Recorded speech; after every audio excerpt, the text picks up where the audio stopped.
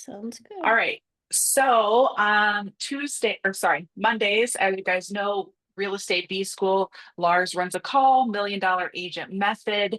If you are not in that school community, if you go back and check your email, otherwise, I think it's just school.com/REBS. Um, so make sure you're part of that school community, and then you'll get those reminders as well from school. Tuesday, I'm running the game changer call, it should be how to duplicate yourself with a VA. Um, hopefully I said that on the other one.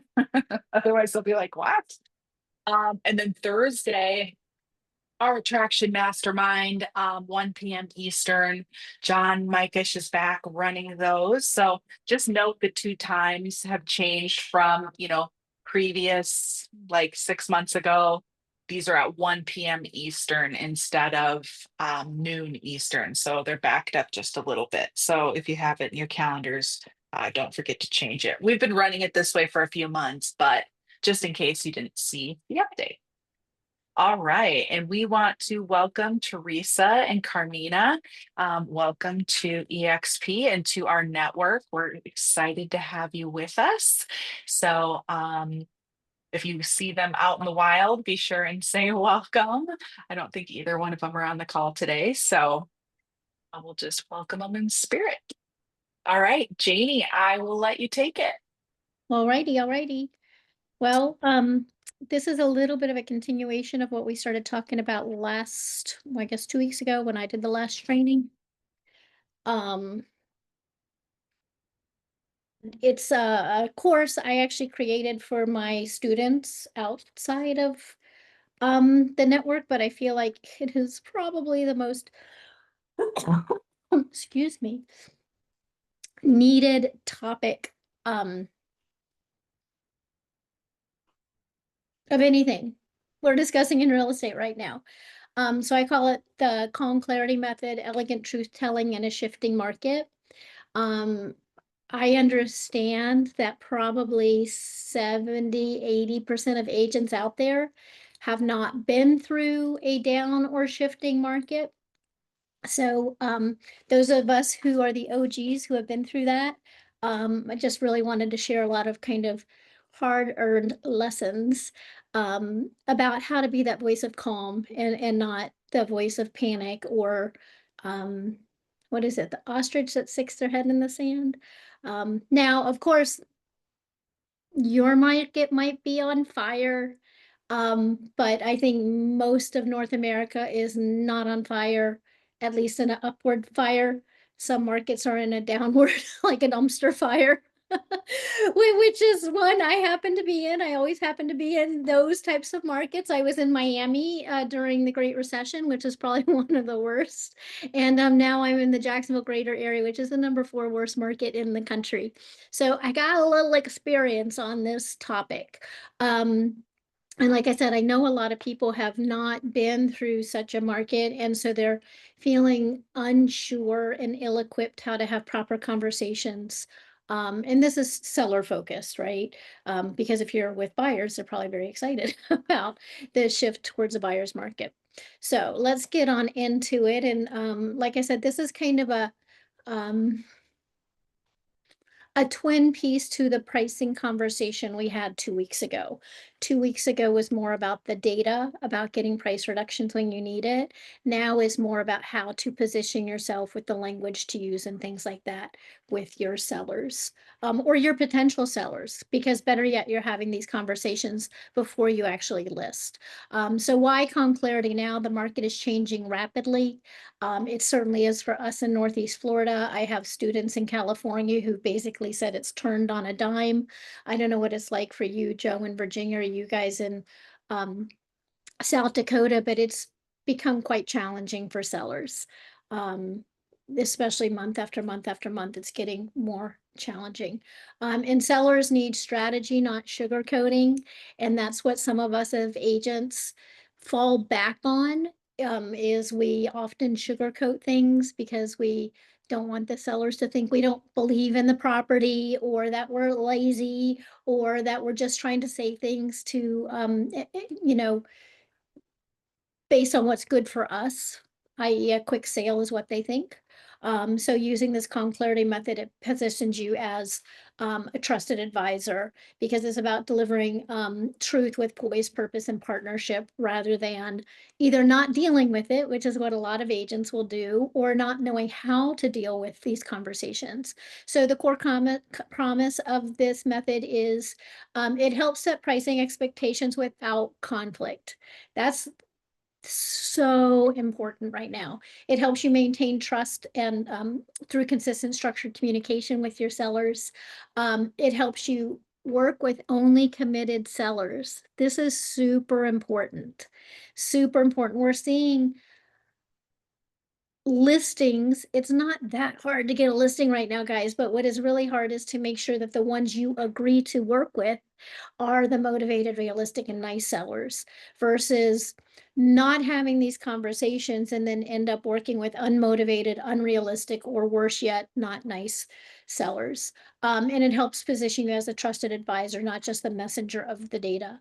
And when you are a trusted advisor versus just the mail person, you are seen with a whole lot more value, and your input and your direction is treated much more seriously by the seller. So the Calm Clarity Framework is a 6-part framework: price alignment with the market, or ahead of the market if you can get them to understand that. And Joe and we talked about that during our pricing conversation a few weeks ago.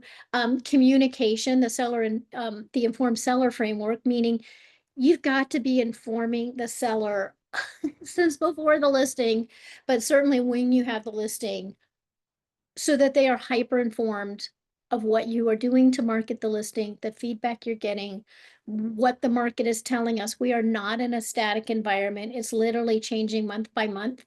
And if we're not informing the seller, they kind of think everything is the same as when they put the house on the market, right? And it might be changing month by month. So keeping them informed, explaining that we're in a 3-party deal. There's the buyer, the seller, and the agent, and each one has kind of roles, but each one controls a different thing. And it's equally important, but sometimes sellers think they control everything, or they have a very hard time understanding they don't control everything. So we kind of put that out. We also do a seller readiness assessment, so that we are working with motivated, realistic, and nice sellers.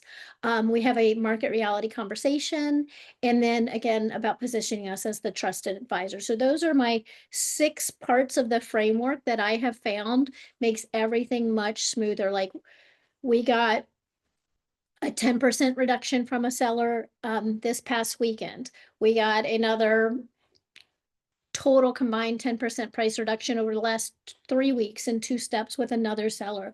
Like, I've become really, really good at nailing these conversations, nailing the data information transfer, and the positioning, so that sellers are coming to us asking for price reductions. And this is where a lot of agents don't do those things, and then they're very uncomfortable having a price adjustment conversation.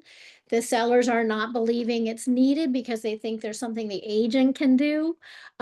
So that's why these things are so important. So let's start with the price alignment. Price alignment is setting the right expectations from the jump, especially today, from the jump, about really where the market is. With data-backed pricing, strategic use of comps. And again, I highly suggest you go back to our training 2 weeks ago, which talked about pricing and all of that. And Joe was on that call. Several of you were probably on that call, but I go a lot more into data the 2 weeks ago. And then letting the market lead. The market meaning not the seller, but the market. Like, what is the market telling us?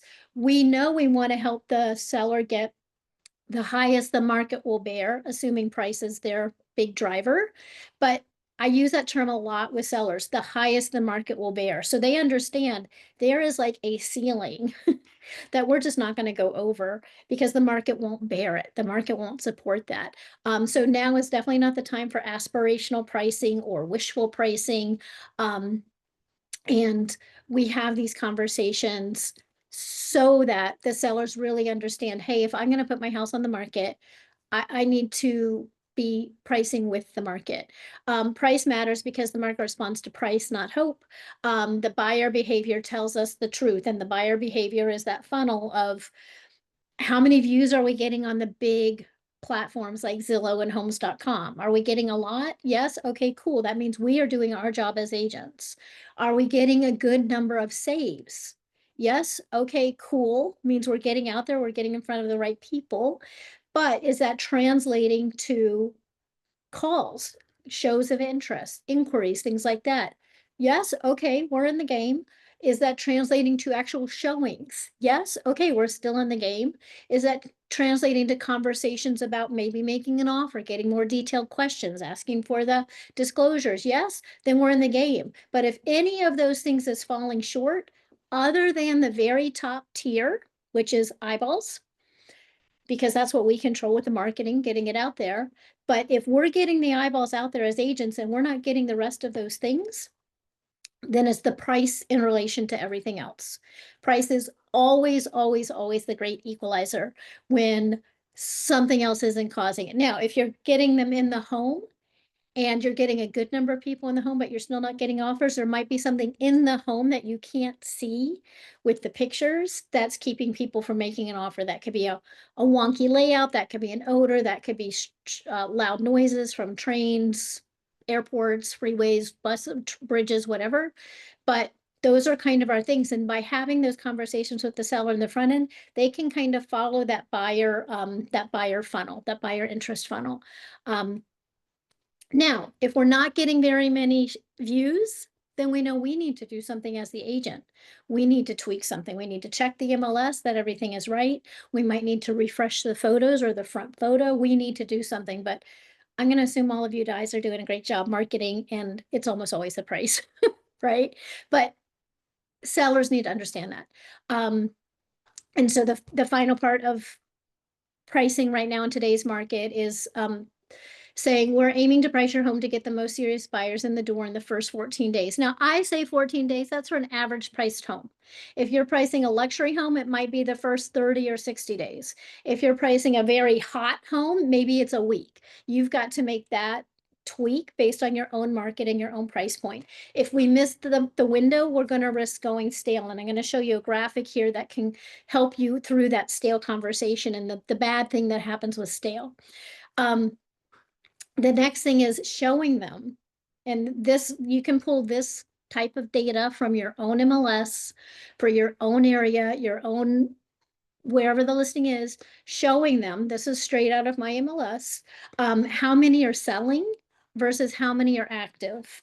And this whole part from here to here is what 90% of sellers don't understand. They think if they list their home, it's going to sell. Like most of them, 90% of them, it's inconceivable that it's not going to sell. And they don't understand this many are not going to sell, at least not going to sell this month. But that's a whole heck of a lot because now new houses are going to keep coming on the market each month. This is what's selling. So just having that graphic of your exact market of what's sold recently and what's active will help them understand, wow, like I don't want to be one of these homes, or I don't want to be one of these homes beyond the average price my home should sell, right? Like maybe average price homes are selling in 1 to 3 months. Maybe they're selling in 6 months, 9 months. You've got to find out for your market how long the average home sells. But we have to point out that we have that time frame to get your home sold. And that's going to include any price adjustments we need to do, or price improvements, or change in our price strategy, whatever language you want to use. I don't talk about price drops or price reductions. That just pushes sellers back. I talk about price improvements, change of strategy, things like that. And I like to explain to them whatever the average days on market is for that area, that price point, we're going to divide it into thirds, a third, a third, a third. So in this example, if the average days on market is say 3 months, 90 days, I divide it into a third, a third, a third. And I say, hey, during that, During that first third, we can try whatever price you want. But by the second third, so at the end of the first month, if we're not getting the right number of views, the right number of saves, the right number of inquiries, showings, things like that, we're going to need to make some kind of price adjustment, price improvement, change in strategy, because if we go into the third of the average days on market and we're not on point with where the buyers are, we're running into that risk of becoming stale. And I also point out there is a price that they don't even need me. They don't need an agent at all. I'm not trying to sell it at a price they don't need me, where they could throw it on the market, for $795 flat fee. But there's also a price that I can't help them. I can't get them there. I can't change the market. So we want to make sure that we use the average time on market to maximize what the market will sell for. And if we get into, again, that third, we might need to make another price adjustment. That might be 30 days. So it might be 10 days, 10 days, 10 days. It might be a year. So it might be like 4 months, 4 months, 4 months. The goal is for them to really understand how devastating a stale listing can be when it's sitting on the market forever. What's happening when it becomes stale, the buyer automatically says, what's wrong with it? That's exactly what they think. What's wrong with it? So it already has a tainted um, reputation in buyers' heads. Not only that, new homes continue to come on the market the whole time. So we are becoming staler and staler. Like if you were at a grocery store and things just kept getting pushed to the back of the shelf because there's new things, that's exactly what happens with a house. It's been on the market. The best buyers have already seen it. They've probably looked at it. And maybe they looked at it before and kind of rejected it because of price back before they made the adjustment. So I would always try to make a big splash every time you make a big adjustment, at least change the front picture, get some new, promotions out there, social media out there, but explaining to them that I'm not in a rush. I don't have to hurry. I can wait. Those are not good strategies for getting the best the market will bear. In fact, it's counterintuitive, but that is not the way to get the highest the market will bear. So having those conversations up front and then ongoing. The next part is having an informed seller, having a seller communication plan. Gone are the days where you could just list it and then update them when you have an offer to discuss the offer, negotiate the offer, get under contract and close. That doesn't exist anymore in most of North America. We are having to proactively be in front of our sellers, updating them about what we are doing to market the house, how many views we're getting, how many saves we're getting, what's the feedback we're getting from the buyers and from the showing agents. And then if you end up having the house or the listing, 1 month, 2 months, 3 months, you need to at least be doing a monthly market report as well. And saying days on market is increasing or decreasing, average sales pricing increasing or decreasing, months of inventory increasing or decreasing, list to sales price ratio increasing or decreasing, and then each one of those points, what this means to a seller.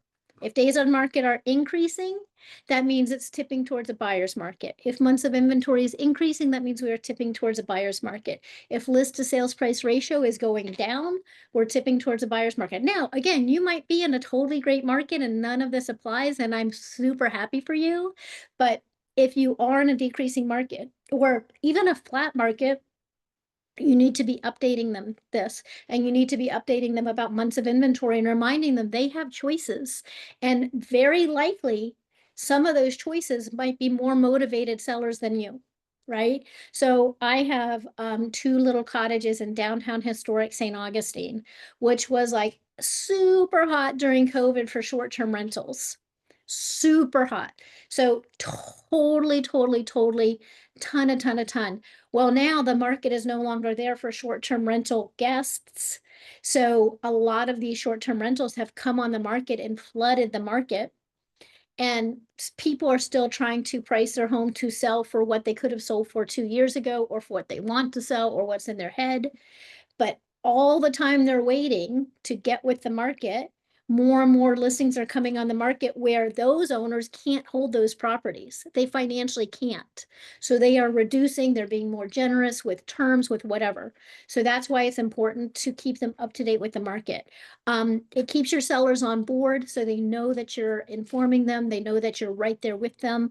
I would definitely suggest having a weekly call with them, even if it's no information. That's what a lot of times agents don't want to have those calls, but that call is often the most important call. And I am now pre-framing new listings with a conversation that goes something like, now is a tough market. And I'm going to be the person telling you exactly what it is so that you can make the right decisions of what you want to do with the property. So I'm not going to be telling you this to get a fast sale for myself. I'm not going to be telling you this because I'm lazy. I will prove to you I'm not lazy, but I'm going to be telling you the stuff that you need to hear so you can make a proper decision for yourself as we go along, right? Um, and by doing all these things, they really start to build trust in you and understand that you are giving them the information that they need to make smart but hard decisions. And that's again when they end up coming to you often for price reductions. And then I encourage you to go back and watch that. So what would a seller communication plan look like? So, set it up, have your seller communication plan, um, ask them, um, how do they like to be communicated with? Do they like to have phone calls? Do they like to have text? Do they like to have Zooms? Do they like to have in person?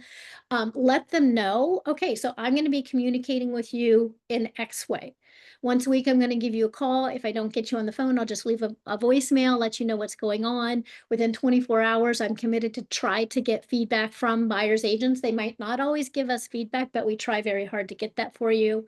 On a monthly basis, I'm going to be updating you on the market, what's going on the market. I'm going to identify our top 3 most similar properties so that we can track with them to see, are they having price reductions? Are they expiring? Are they going under contract? And then we will keep our eye open for other similar properties so we can track them as well. That becomes very, very important. And just by telling them up front how you're going to communicate, the frequency and the method, that just gives them a like, they're not feeling like they have to chase you down. They're not feeling like thinking you're not doing anything. They're not running you down, because if anybody's running you down for information, they're already starting to get mad. I can guarantee you that. They're feeling neglected. They're feeling frustrated. They're feeling uninformed. They're feeling scared, and they're feeling lost. We don't want them to feel that way, because what happens is they blame us instead of understanding that it's the market. Even if you're doing everything else great, even if you're doing everything else great. So a sample communication could look something like, on Mondays, you give them feedback. On Fridays, you give them a recap of market activities. Like, what are you doing to market the home? What responses are you getting? Discussing strategy adjustments as necessary. And then always going back to the conversations about price that we had in the beginning. This is the stuff that helps just pave the way for smooth conversations, for understandings, and for them not blaming you, the agent, right? And we always talk about data over opinion. The reason we give them all this information and explain what this means is it's giving them data for them to make decisions, instead of thinking, oh, it's just her opinion that it's too high. It's just her opinion.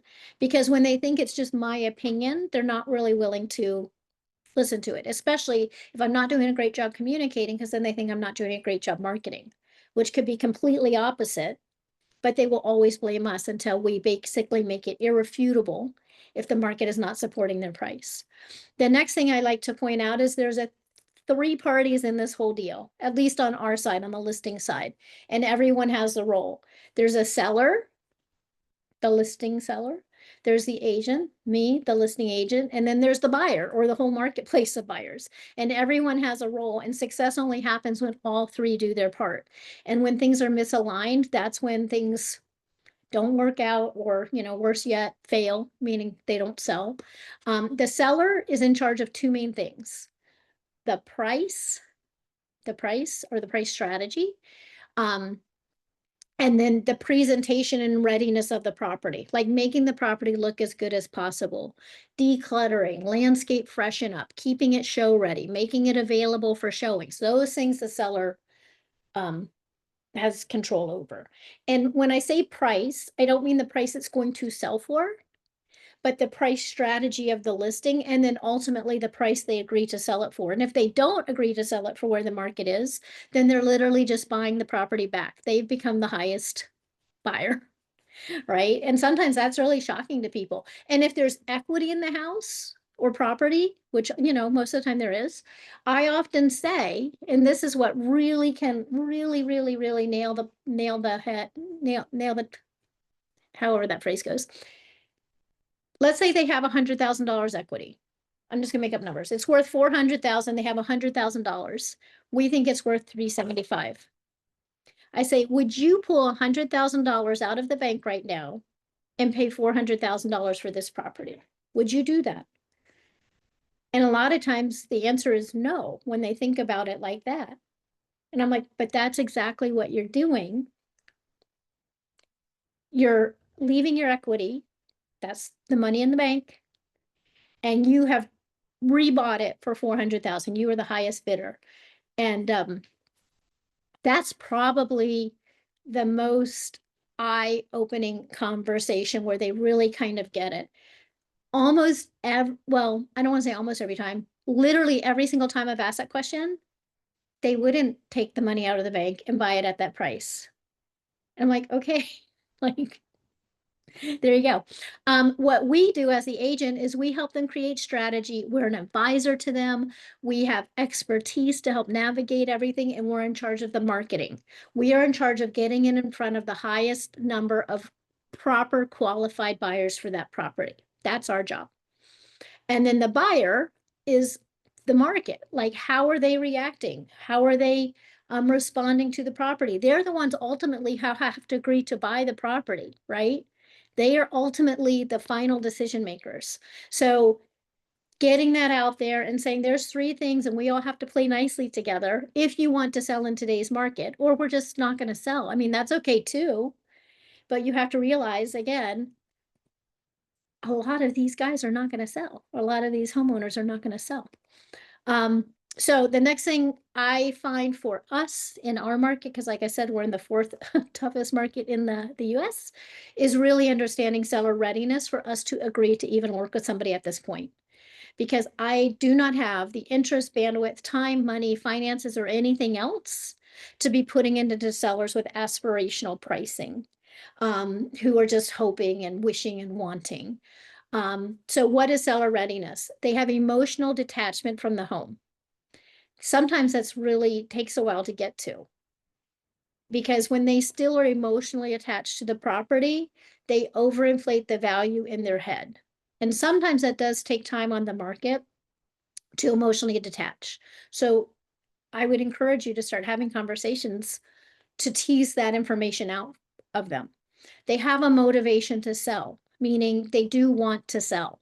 They're not just testing the market. They're not just thinking about it. Like, they do want to sell. Ideally, they have equity to sell too, but if they don't, there's solutions, but are they willing to deal with those solutions? And this is one of Joe's specialties. And then willingness to act on agent recommendations. If the seller is not really on like a 7.5, 8, 9, or 10 on the readiness scale, I am really normally not willing to take the listing, because again, it's my money, my time, my bandwidth, my everything, which takes away from my other motivated sellers, and it takes away from my ability to go get more motivated sellers because I'm supporting somebody's hopes and dreams, right? That I don't believe is going to sell, and I don't have the interest to do that. So like I said, I only list with sellers 8, 9, or 10. Maybe I'd take a 7.5.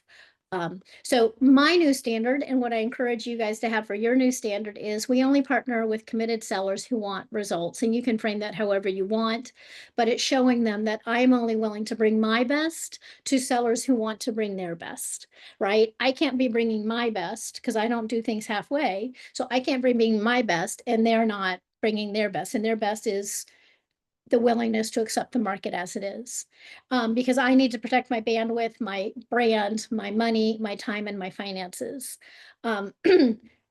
Aspirational pricing, sellers who want to price aspirationally, saying, I have to have this, I want this, I need to have this regarding price. That's not where the market is right now. And buyers certainly don't care what somebody wants to, has to, or needs to have. They are going to make an offer based on how it compares to everything else in the market. Right. So just a few more slides, we'll wrap it up and then we'll have some conversations. So then I have the market reality conversation. And I say, hey, I'm having this all day, every day conversation. Hey, it's not a great market to sell right now. And I want to tell you that up front. I can sell your house. I'd love to sell your house. I can help you maximize what the market will bear. But we're suggesting to people to only put their house on the market if they do want to sell, right? People who just want to test the market, people who are just kind of like, meh, you know, they're only going to be disappointed, frustrated, and everything like that.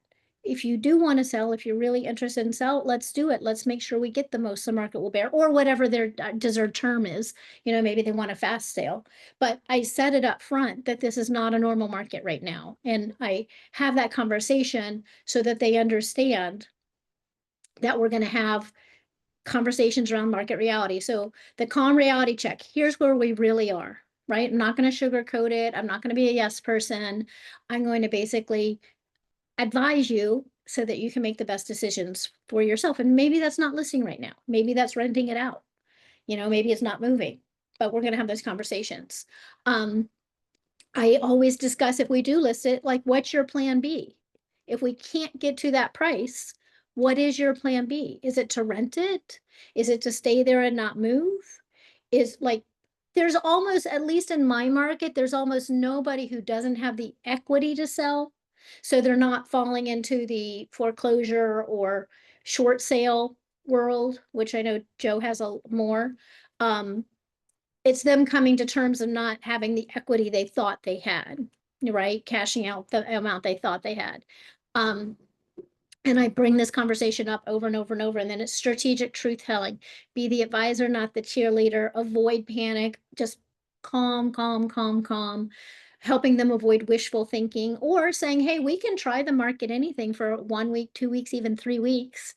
But if we're getting a lot of views, we're getting a lot of sales, but we're not getting the proper amount of showings, we know we're missing the mark and we're missing the pool of buyers, and we need to move our fishing line, which is the price. We need to move it to find where the pool of fish really are. Pool of fish being buyers. And then ground them in what buyers are showing us, meaning, what is the feedback coming back? What are they saying? Things like that. So Ricky Caruth, if any of you follow Ricky Caruth, I just went through his profile, and this is like just over the last few weeks, but this is what I'm seeing too. Home sellers are so fed up with cutting listing prices, they're yanking their homes off the market. Home sales drop in June to their lowest level in 9 months as prices hit all-time high. Delisting surged. Nearly 50% of sellers who can't get their price quit the market in frustration. I point all this out because this is the reality in most of North America. This is not just Florida reality. This is the reality in most of North America. And sometimes showing sellers the news, what's happening, in addition to their hyper local information, lets them see, okay, this isn't just my agent telling me this to get a price reduction so that they can have a quicker sale. That's what they will always, always, always default to. You have to like overly show them that it is the market, overly show them before they accept it. So the cold hard facts, and I've seen this pop up all over the last 2 or 3 days in my feed, and I'm sure you guys have too. Sellers have 2 options right now: reduce the price or keep the property. And remember, keep the property, that's the plan B. It's not hold on and keep it at the same price. It's not, I can wait. And explaining to them, I can wait is completely the opposite strategy to get what you want. And I also tell them, it is totally fine if you want to hold on to the property. It is totally fine if you decide this doesn't work for you and you want to rent, or you decided not to move, or whatever. But we need to understand that that is the option. It's not holding out for some magical buyer who's going to fall out of the sky and buy at the price. So again, I like to position myself as an advisor, like a lawyer or a financial advisor. I'm not a yes person. I'm not an enabler. And I tell them the truth nicely. I tell them what they need to hear, not what they want to hear. I often start in the very beginning and say, hey, do I have permission to be honest? Because at some point during the term of the listing, I'm going to need to be honest. And I realize some sellers don't always want to hear the truth, but I'm going to need to tell it to you. Is that okay? Get their buy-in early so that, 2 months later, when you need to have that conversation, you've already primed the pump for them to understand that. Also, you must detach from the outcome for yourself so that you can help focus in helping them achieve what they need and can get in this current market. I do see a lot of agents, especially right now, they're so stressed um, that they haven't themselves detached. And we need to really be able to detach from our own outcome, a sale, to be able to give them the best advice instead of like having them feel that we're forcing them in a price reduction or something, which is probably the right thing if they want to sell, but we don't ever want them to think that is coming from us because that's what we want out of this transaction. So the final thing, and then we'll wrap it up, is like I said, I like to position myself as a trusted advisor. You are not just an agent, you're like the physician delivering the hard truth with compassion. If you had some kind of illness, you would want your physician to tell you what that was. You wouldn't want them to say, oh, ignore that, don't worry about it, it'll be fine. No, you want your physician to say, hey, the cold fact is you have this, and here's your 3 treatment options. Let's discuss all of them so you can decide what's best for you.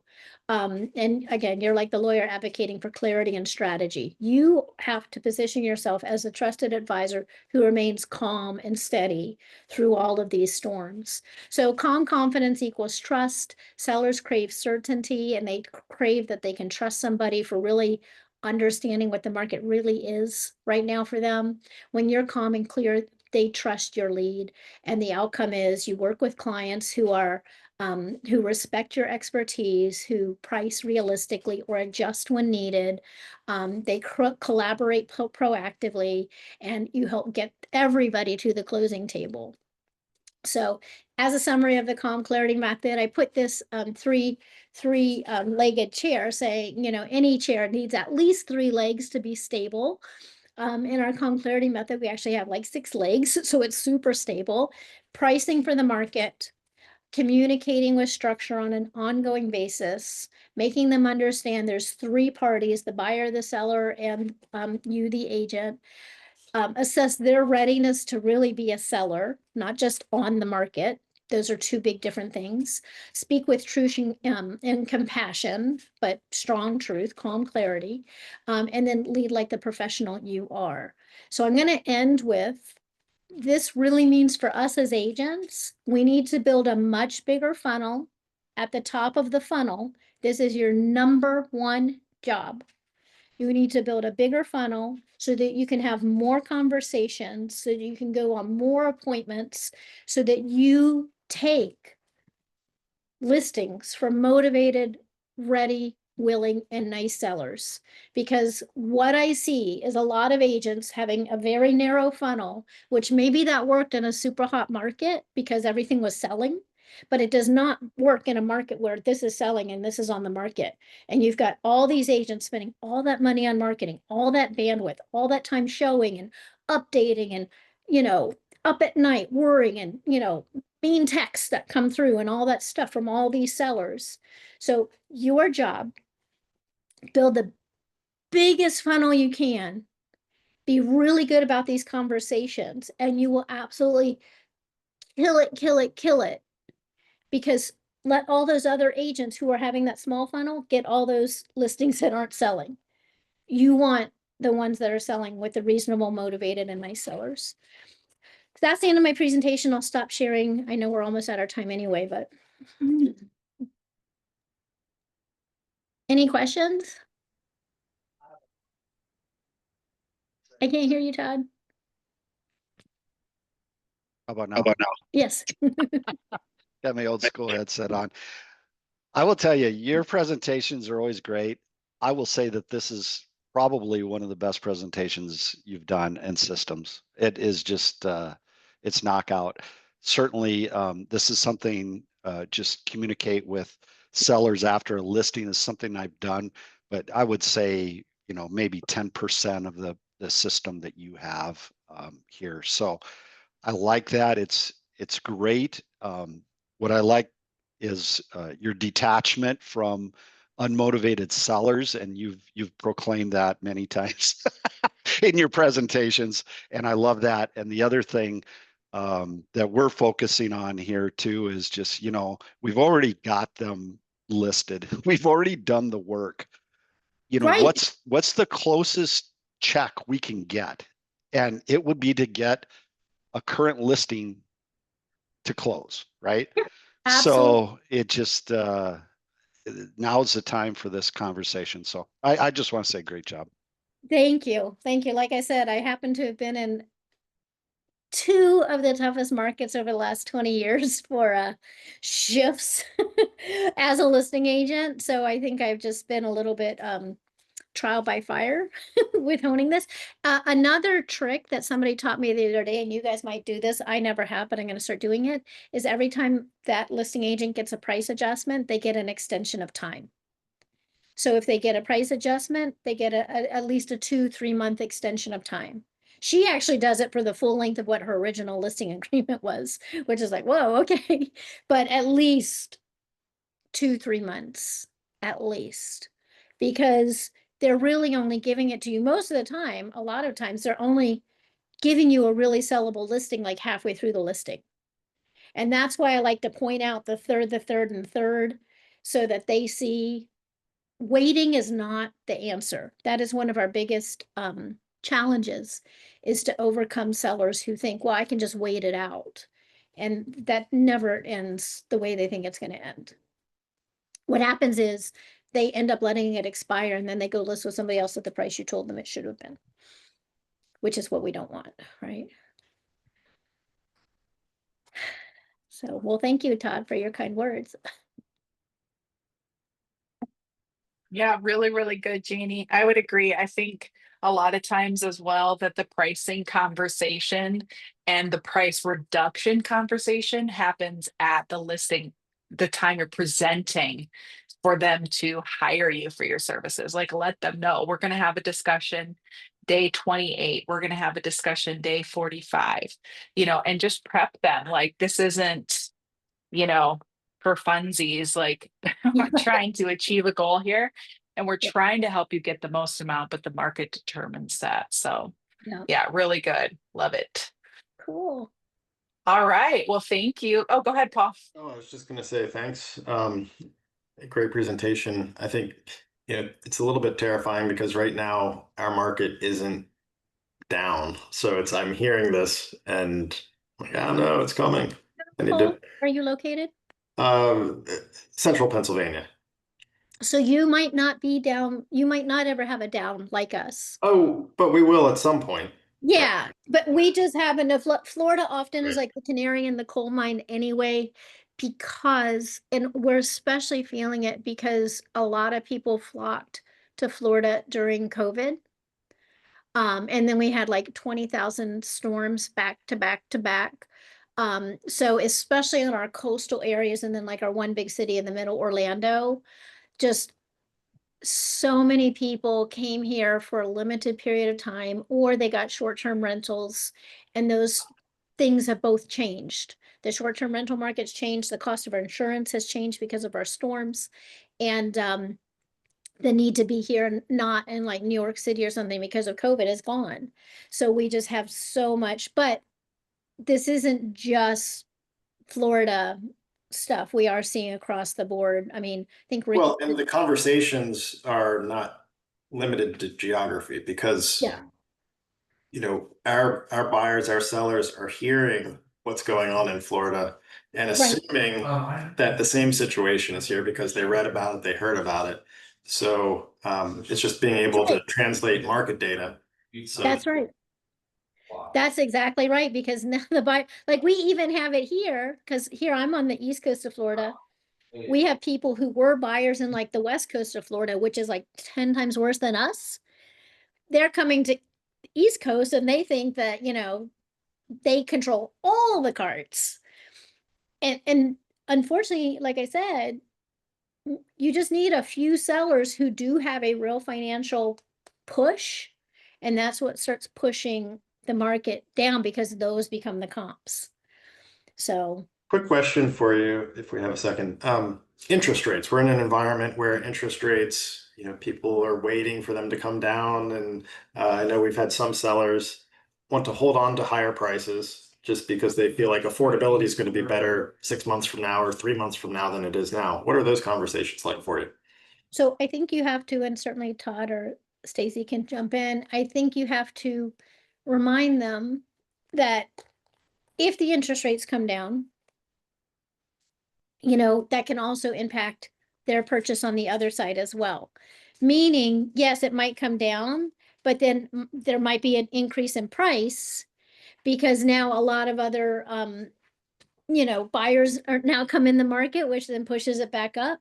So often it's a conversation of price and interest rates sometimes are opposite, meaning you're going to get a better price in today's market than you would say if interest rates come down.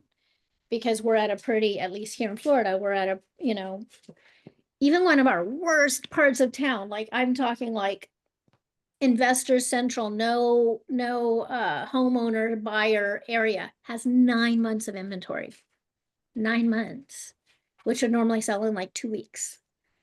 So that would be the other conversation, I guess, to say, yes, but if interest rates come down, more buyers are going to come in the market and the price might go up. So maybe consider looking for that house now. And then you can refinance when they come down. I think it makes sense if an interest rate is at least 1% better, it makes sense to refinance. And we also don't know what's going to happen to interest rates. We don't know. So it always comes down to motivation. Like, what is the real motivation? But you build a bigger funnel and that solves all the problems. All right. Well, hopefully that was helpful. Yeah, thank you so much. Good job, Janie. And we will see you guys later this week on the rest of the calls, hopefully. And All Joe, right, drop take care. comments in the comment section too, if you guys want to read. Just a quick summary is supply and demand is more based off of here around school districts. If you're in one of those mostly sought after school districts, you're holding your price and you're selling fast. If you're in one of those more affordable areas, your home's not going to sell as fast because the demand for that area, that's first time home buyer. There's a couple little scripts that I use in there. Something as simple as if we had a crystal ball that your house was going to sell at this price and not a penny more, would you accept that offer today? All right, are you ready to adjust the price to that so we can get an offer in hand? And then the interest rate thing, there's always loan assumptions out there if your people qualify for it. So like Janie, she's just south of Jacksonville. There's a lot of military folk there. All VA loans are assumable. If you're looking at FHA buyers, a lot of your FHA loans are assumable. So that's more for the buyer side of it. But on the seller side, you can even advertise that, hey, you've got this great loan, let's advertise it. If we get it locked in, it may take longer to get a qualified buyer. But you also have on the back end with the higher interest rate, are you able to take a large chunk of the equity you're pulling out of this house as a down payment to offset the interest you'll pay on your other house? Question for you, Joe, on that. So if somebody assumes that they have to be military, correct? If I'm representing the seller, the answer to that is yes. Okay, and if you're representing the buyer? The answer is no, but my ethics as a veteran won't let me do it. So my house is for sale right now and it's funded with a VA loan. If I let a non-VA eligible person assume my loan, I will lose part of my eligibility as long as this loan is active. So Okay, for example, I qualify for an $800,000 loan. I currently have 380,000 tied up in this house right now. That reduces my eligibility from 800, it reduces it down 380. If you assume my loan and you're not eligible, that stays against my certificate of eligibility. So I still have a reduction in how much more I can borrow. got it. Okay, well, that's good to know.